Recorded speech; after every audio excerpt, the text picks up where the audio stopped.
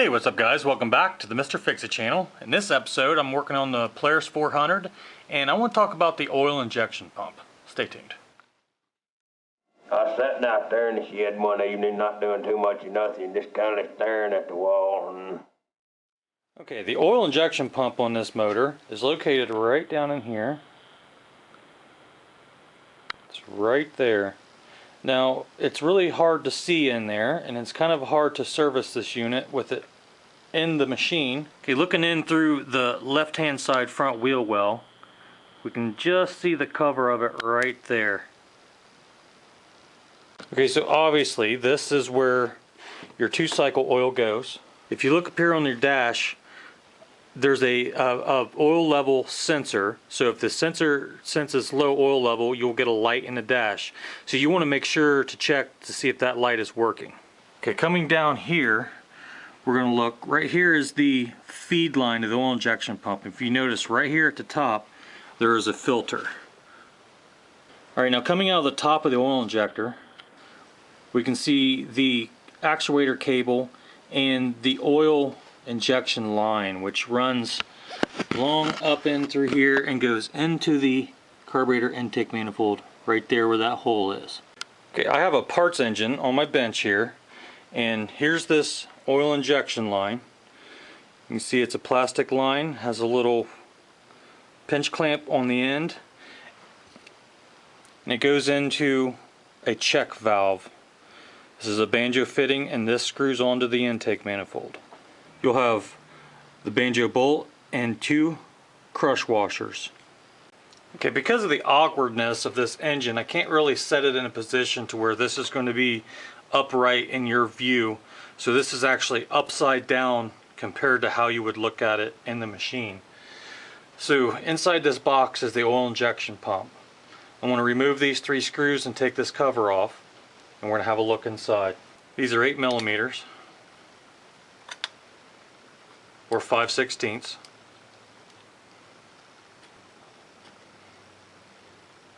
Now this cover has a rubber gasket on it, so you want to make sure that this is intact. Inside here is the oil injection pump. We can see we have the actuator cable. This is connected to the throttle, so as I give it throttle, it actuates that lever. So the more throttle, the more oil. Okay, we can remove this further. I'm going to take this cable out, and I'm going to remove this outer housing.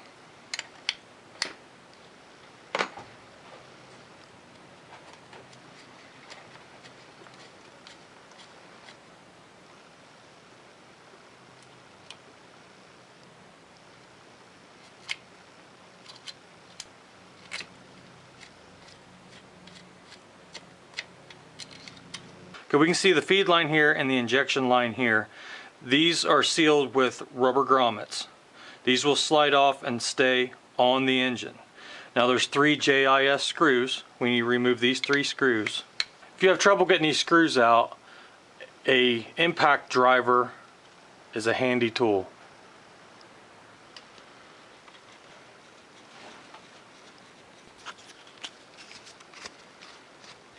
Okay, now I'm just going to lift this straight up and hold these grommets in place and slide this right off of those grommets. Now you don't have to disassemble this far to do any adjustments on this. I'm just doing this so you guys can get a better look of what this pump looks like. This is right side up. Remember, I'm filming this with it upside down. Okay, as far as adjustments go, there is marks on this wheel here and here, and I'll show you how to adjust this in just a little bit. But also you have a bleed screw right here. Okay, I'm going to remove these 2 screws here. I'm going to pull the oil injector out of the motor. Okay, this may be held in with silicone, so you may have to kind of twist this and pull out on it. Now here's the oil injector itself. You notice there's a washer there. There's a seal inside there. There's also an O-ring here. This gets driven off of the balance shaft. So the balance shaft comes through the motor and sticks through this hole and drives the pump.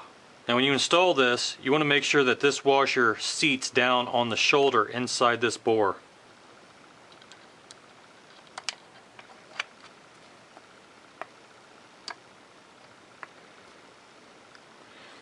It'll sit all the way flush when you have it in there all the way.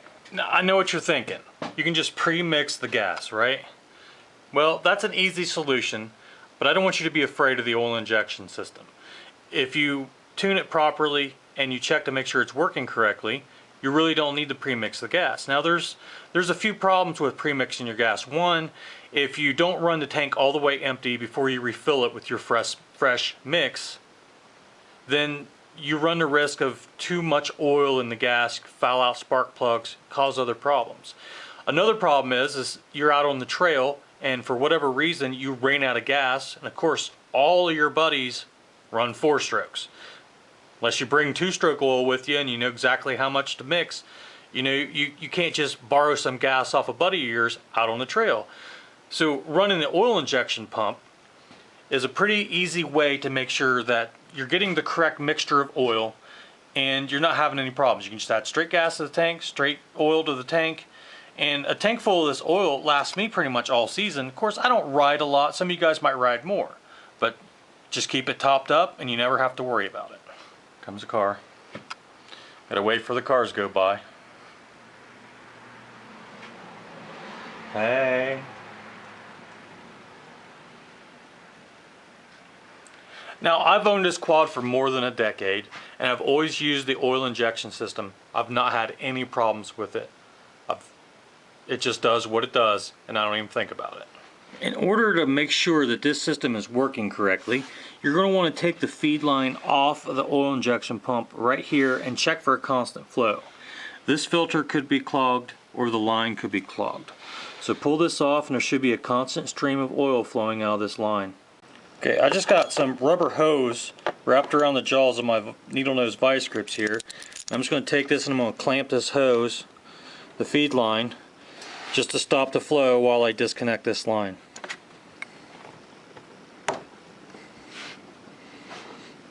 Okay, I got the line disconnected. I'm just going to undo the clamp and we can see we have a steady flow of oil coming from the tank. Okay, this next step is bleeding the oil injection system. So you're going to want to check for flow coming out of the oil tank, the feed line here. That should be a constant steady stream.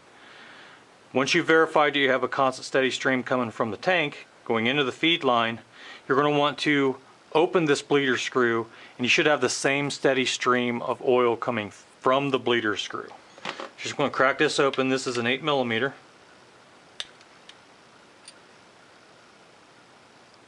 Okay, you're just going to turn it out one full turn. You're going to wait, it's probably going to take 10-15 seconds or so, but wait until oil is flowing out of this drain. Remember, we're looking at this upside down. There is a nylon washer on this bolt. If you notice, this bolt has a hole in it, so you do not need to unscrew this fully. I would demonstrate this on the machine, but it's just too hard to show you with the location of where this is at. Now when you tighten this back down, just get it snug. Don't force this tight because that is just a plastic sealing washer in there. So just get it snug. Once you've verified that you have oil flow through the bleed screw, the next step is to take off this check valve and you're going to want to test this check valve. Okay, for this test you're going to need a Mighty Vac. Hopefully yours is in better shape than mine, but this still works just fine. The gauge is just broken. And what I'm going to do is I'm going to attach this check valve to my Mighty Vac, and I should be able to pull a vacuum on this. It should be able to hold a vacuum. Okay, the next thing I'm going to do to verify that this is operating correctly is I'm going to take my compressed air line and I'm going to blow through this valve. I should get air come out of this hole. Probably even some oil coming out of there too.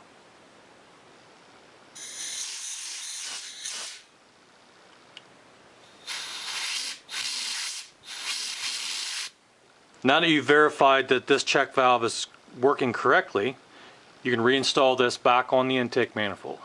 All right, now I want to talk about how to set this up so that it works correctly. Okay, where we're going to start at is up here at the throttle lever. I'm going to take these 3 screws out, I'm going to take this cover off, and we're going to set this cable.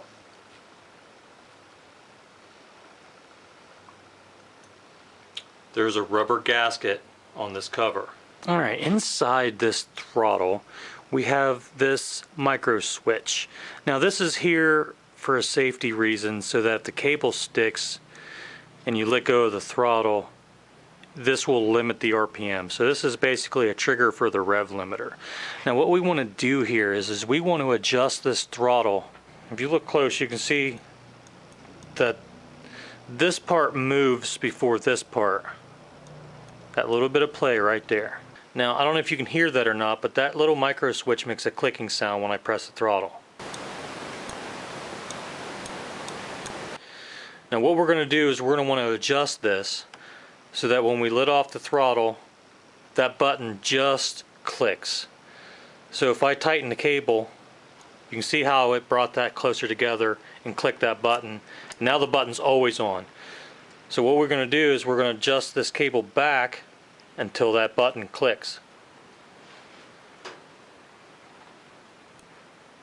It just clicked right there. I don't know if you heard it or not. Let me do that again. Clicked it on. It just clicked there. Okay, now this button is in the off position. I'm just going to give it just a little bit of a turn. And what you want there is about a 1/16 of an inch of movement before that button clicks.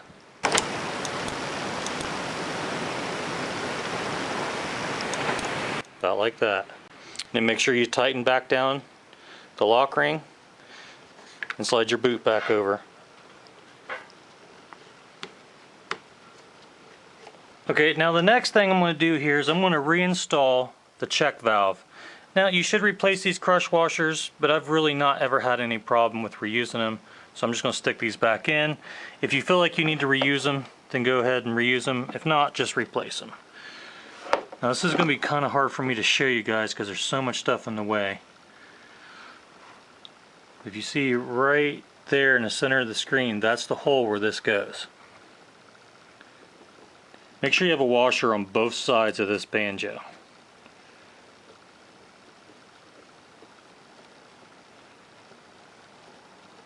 I'm going to position that so that the spout is pointing straight down.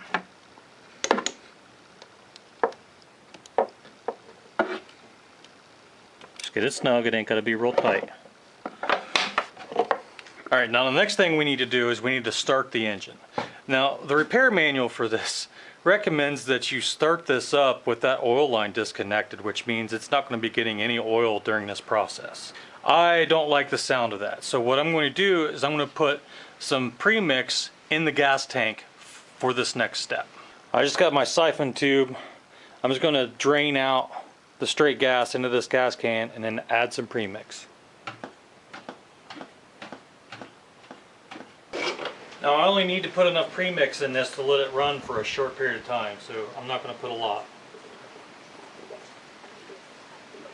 Okay, because there's no easy way to drain the carburetor without taking the carburetor out, or at least taking it loose, I've got a little bit of two-stroke oil, and I've got the top of the carburetor off, and if you look down in the center there, the brass piece in the center, that's the main jet. I'm going to take my little squeezy bottle of two-stroke, and I'm just going to put a few drops of oil in through the main jet of the carburetor.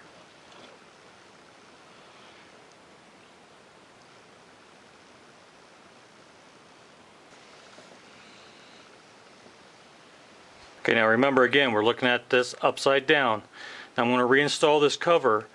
Now, since this is so hard to access on the machine, what I recommend is when you put this cover back on, before you tighten the screws, I want you to pull it all the way over so that this wheel is as far away from the side of this as possible. So I'm going to push this way.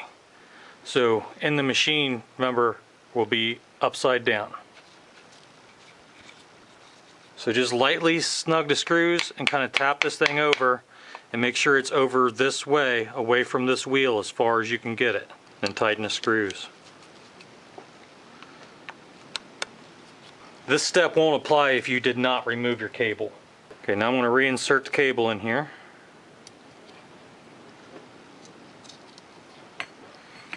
I want to thread this cable adjuster all the way down. Okay, now I got to get this cable routed around this wheel in the groove. And this is why you want to push that over so that you have there's only just enough room to get this cable in here. And you want to wrap it around that and then hook it just like that. Once you got the throttle cable set up on the handlebar, now what you want to do is you're going to take the marks on this wheel. There's one here and one there. And there's also a mark. If you look through this window right here, there's a mark on the housing. You see it there? It's just lined up, just there. You're going to tighten the cable adjuster. Okay, since this is not hooked to the machine, I'm not going to be able to demonstrate this. But if you pull the throttle, okay, it's going to take up the slack in this. And what you want to happen is you want that mark and the one in the housing down there inside that window to line up just as the throttle slide opens. So you're pulling up the slack. You want to have this adjusted so that these two marks line up right when the throttle valve, the throttle slide in the carburetor opens. Okay, while the engine is idling, you want to have the oil injection line removed from the check valve, and you're going to open this all the way full wide open and let the engine idle. This might take 10-15 seconds, and that will bleed all the air out of this line. There should be oil coming out of this line when you're done. Alright, this might be really hard to show, but what I'm going to do is I'm going to start the engine up. I'm going to reach down there and inside that housing, and I'm going to rotate that actuator wheel all the way to where, like if it was full throttle, and I'm going to look real close at that hose right there and make sure the oil is pumping out of it. Alright, so this is very hard to show, but if you look, I'm going to get it in focus. You look at the hose right there. I'm going to reach in here and I'm going to turn that wheel all the way to full throttle. You should see that pump oil out. See it pumping?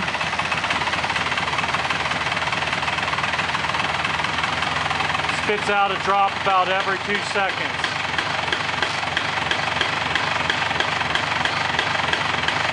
That's how you know it's working. Now you're going to want to do, if you run this system dry, you're going to want to do this until all the air comes out, and it's pumping about a drop every couple seconds. And once you've got this system set up correctly, and you've got that oil coming out of there just like that, with that valve down there held all the way counterclockwise, you should get a drop of oil come out of that hose about every 2 seconds. Okay, now that we've established we got oil, all the air's bled out, I want to reconnect the line back to the check valve, and we should be good to go. Don't forget to replace your little spring clamp pinch clip on that hose. Alright, I got the mixed gas out of the tank, got some fresh clean gas, straight gas in the tank now. The only thing left to do is make sure that the two smoker smokes.